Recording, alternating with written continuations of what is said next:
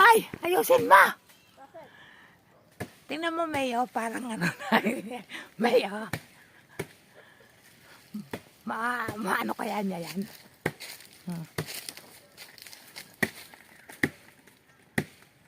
Wawa na yung saging sa kanya. Dito nga ako dito.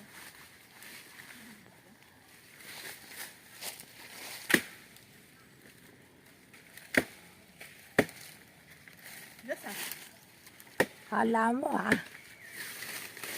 Patay na yung ano eh. Mabili kaya kahit piso-piso man lang yung iba.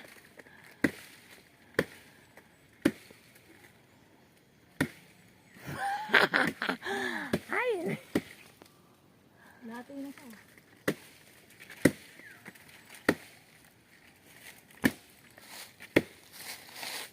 Pinyahan, mga po.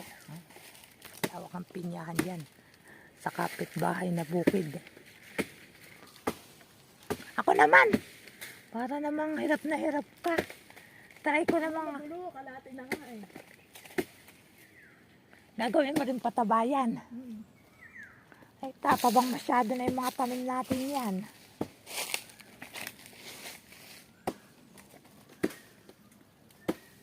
Lawak ng pinyahan eh. Ang kapitbahay. Sarap ng buhay dito sa probinsya.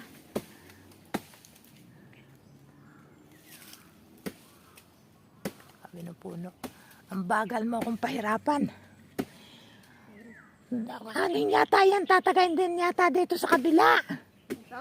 Oo, parang ganun yan eh. Parang Kabila lang. Hindi, parang nakikita ko na si tatay mo eh. Ayusin mo ang pagtaga mo. Baka akong tamaan yan. Hindi eh. Salubungin mo rin dyan. Mag-aral ka na. Baka magkakasawa ka na. Mampapamanong sa itong hasyenda mo. Buti ko nga. Sabagay, hindi natin din ang may-ari. Wari asyenda natin. Huwag tayo mahingi sa may-ari. Asyenda ron eh. Bilin. Kate. Wal. La. Parang naka ano siya. Hindi. Wala naman sinasabitan eh. Kasi nakagitan. Wala. Ba't ay matumba? Ay, hindi pa na aabot sa ano eh. Diyan oh. Yan, sabi ko sa iyo eh. Wala, hindi na mahuhugot. Ha!